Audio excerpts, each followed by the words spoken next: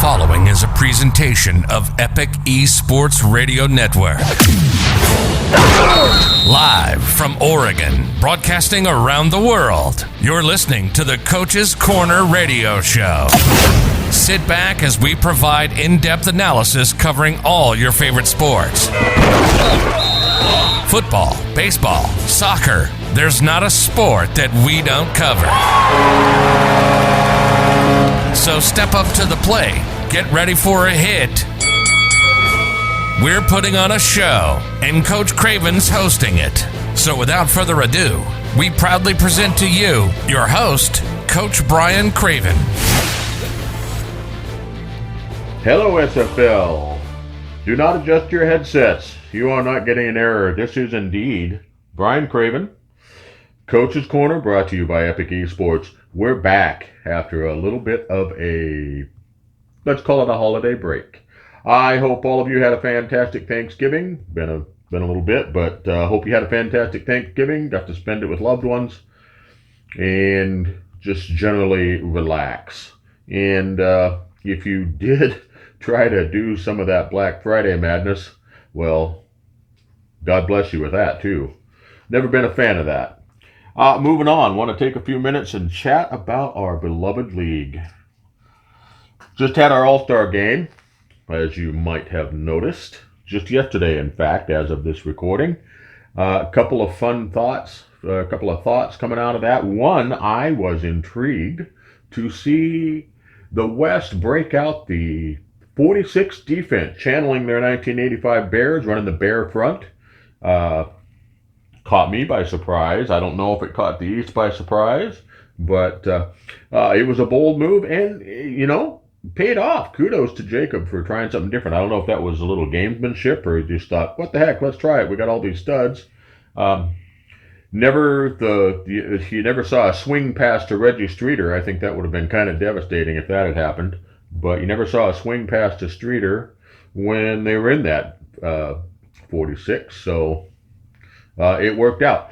Hey, I have a well-documented distaste for kickers. That's not true. I like kickers. I just say they're not real football players. Anytime a kicker wins MVP, I'm always kind of like, whatever. But hard to deny it. The man was definitely the MVP of that game. Second thought about the game. I was a little surprised at my inward emotional response to seeing Rich Pratchard on the field one last time. Got to know Rich a little bit, not nearly as much as I would have liked with my part of a non-contract season and then my rookie season with Vancouver. Been said many times, such a good man, such a friendly, fun, kind man, great broadcaster. And Rich, wherever you are, we miss you, man. We miss you, and it's never going to be the same without you. Moving on, a couple thoughts on free agency. By the way, I want to lay to rest any rumors that I may have retired my player. I just haven't signed yet. That's all. I just haven't signed yet. Just relax. Just relax. Not retiring my guy. I'm not ready to do that yet. But I had a couple thoughts. I mean, we're still going, right? We've still got another week. We've still got some unsigned people out there. But I did see a couple of low-key ones that I wanted to mention. First of all, Arizona having a good offseason.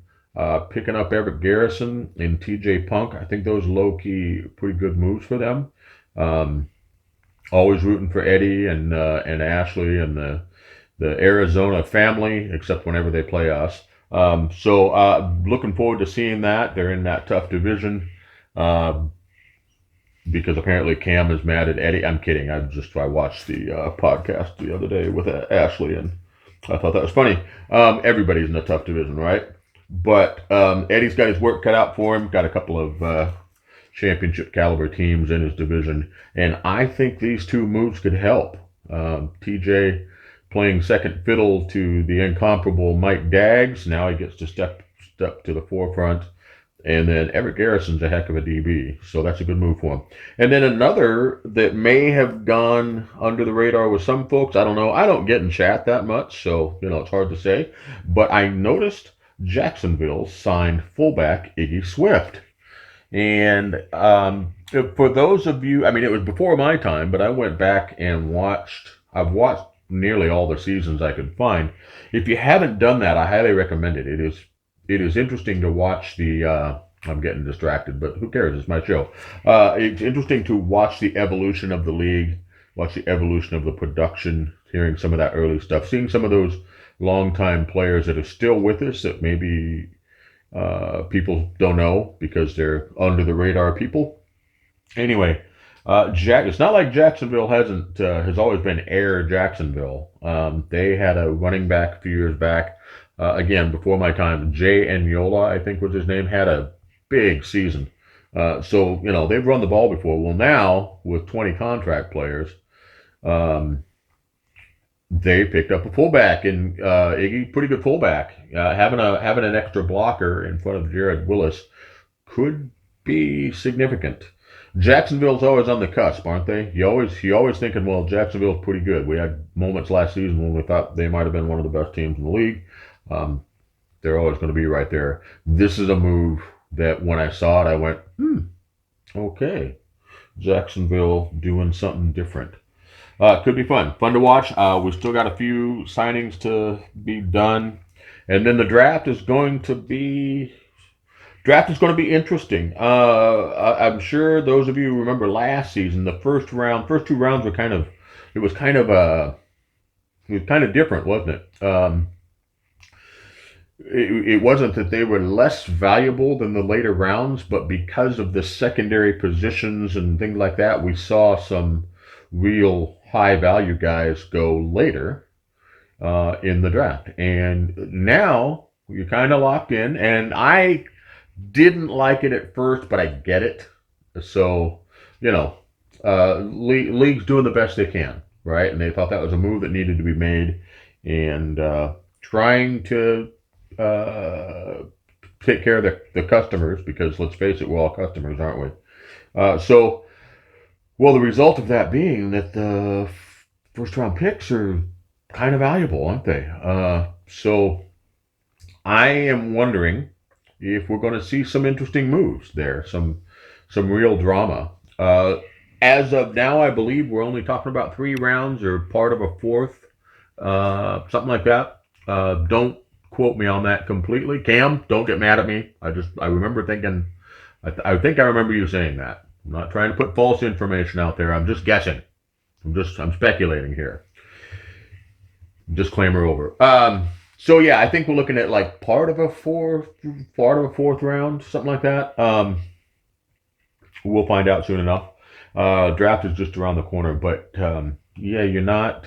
You gotta dig a little bit. You gotta know what you're doing. I mean, you might have to play your draft a little bit differently this year than you did last year.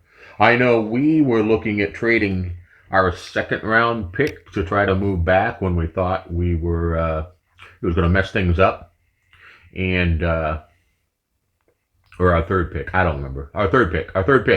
When our third pick got moved up into the second round because of teams dropping off. Nobody wanted it.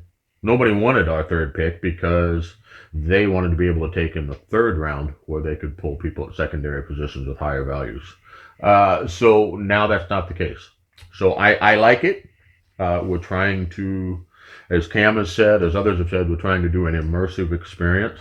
And I'm on board with it. I feel okay with it. And it could make for some drama at the draft. So pretty excited about that. The draft is fun. If you are one of our rookies and haven't had an opportunity to watch last season's draft, I recommend it. The energy and excitement around it is a big deal, and it's a lot of fun.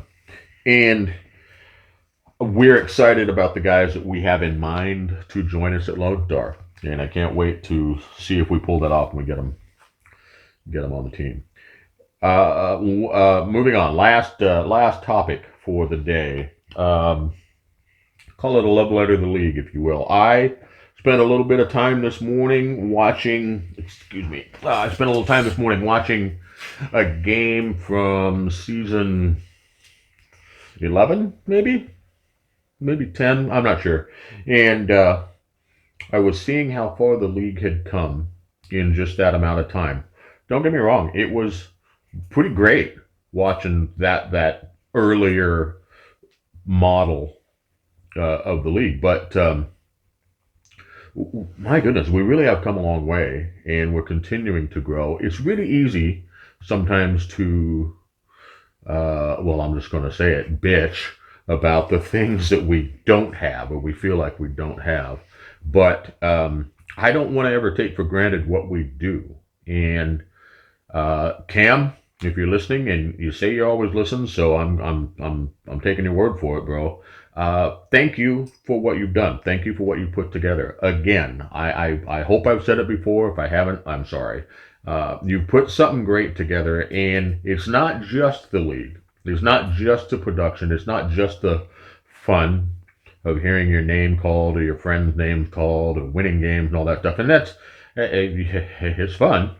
But I mean, I've got friendships, I've got relationships and things that I wouldn't have without this. I know people that I wouldn't know. I have friends, I'm friends with people that I may never meet in real air quotes life. And I could be disappointed in that. I could wish that wasn't so.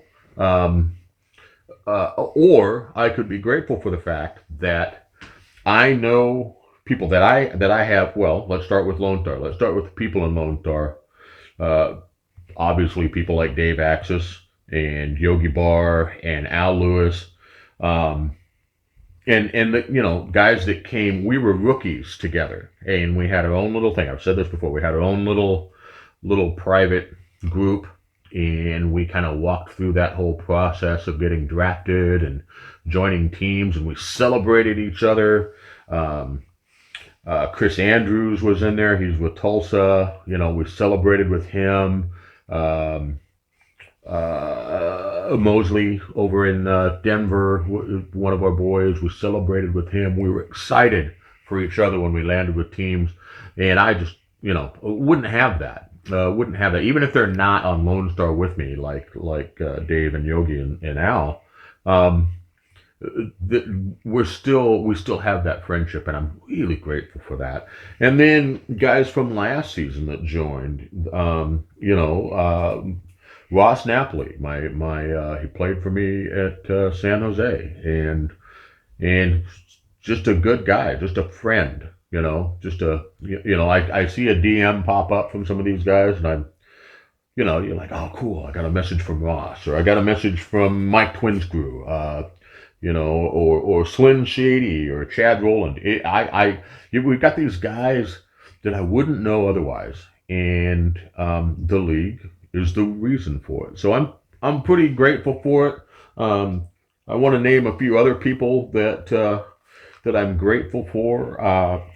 Special recognition in particular for Cam Curtis for putting together, doing this stuff and helping my show be quite a bit better than it would be if it was just my dumbass doing it by myself. I want to thank Gerald Smith. Gerald Smith spent a long time chatting with both Charles and I about constructing a playbook. If you haven't done it, if you have done it, If you haven't done it, the big trick for me with the playbook is getting it to do what I want, to getting it not to call, a play you like, but a play you don't want to see run 65 times in a game. You want to get that balance and all that stuff. And I'm able to do that because of the help that Gerald gave me. Huge thanks to Gerald for that. That's just he perfectly, absolutely selfless in his time and willingness to help in that regard. I want to give a big shout out to Charles, to my owner and my friend. Charles and I talk every day, it seems like, and we'll sit there watching a sim together. He'll share his screen and we'll watch the sim, and we'll be talking about stuff, and I'll have a sim running, and we'll just be talking, and sometimes he'll say just like absolutely insane stuff, and we'll be cracking up, and we can talk about crap too, and we can commiserate together and support each other. And I'm really grateful for Charles, grateful for Wally for their part, and putting together a team that we could do that. My maniac Bash brother, Doug Day, of course, talk to him every day or almost every day. And, he really is like a brother. And I'm grateful for him. And I have actually met Doug, so we shared Twinkies together and watched a game. Andre Krim, talk to him about once a week. Another one of my boys from San Jose. I mentioned Slim Shady, done a few shows with him. Really like that guy, really enjoy talking to that guy. Chad Rowland. Art Vandelay, another good guy, another fun guy to talk to. I mentioned Mike Twinscrew. Heck, I'll even give a shout out to those St. Louis boys, Winkler, Eagle, and Holdorf. Winkler and Eagle in particular have had some bones to pick with me in the past, and they've never let me forget it. You know what, fellas, you're doing a great job, and I'm glad to know you. And last, I'll wrap up with my current crop of San Jose boys. Love you guys. You guys are doing fantastic. I've been saying all along, the way you guys stuck together this season is a credit to you and your character, and I can't wait to see you guys in the big leagues. You're going to have fun. And that's that. That's that about the SFL. I want to wrap this up. This will drop in a couple of days, I think, but today is December 7th.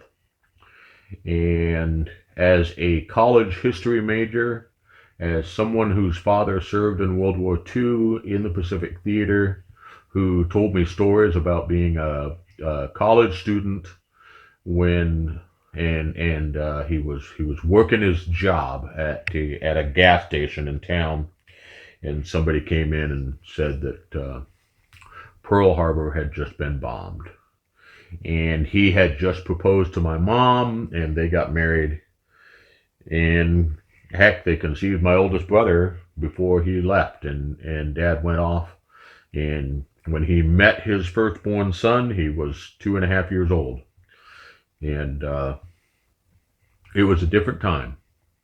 It was a different time, and we as a country came together. It's easy sometimes to think of the U.S. as, big superpower, but we weren't then. And there were real questions about our continued existence in the form we had established. And I just want to salute everyone that was involved, and everyone for whom this day is meaningful. And if it's not, I want to challenge you to look into it a little bit and just give it a thought. I'm not going to tell you how to think. That's not my job. It's not my right. But even if you strongly disagree somehow, you can have respect for the people and the things they went through. And so I hope you can do that. December 7th. 1941, a day that will live in infamy. And with that, good luck and God bless, my friends.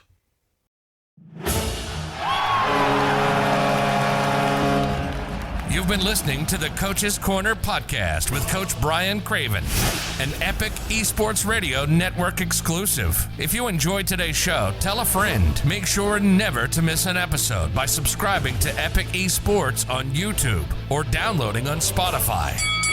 Follow us on Twitter and Instagram, and be sure to enable all notifications so you never miss our newest content. Thank you for listening.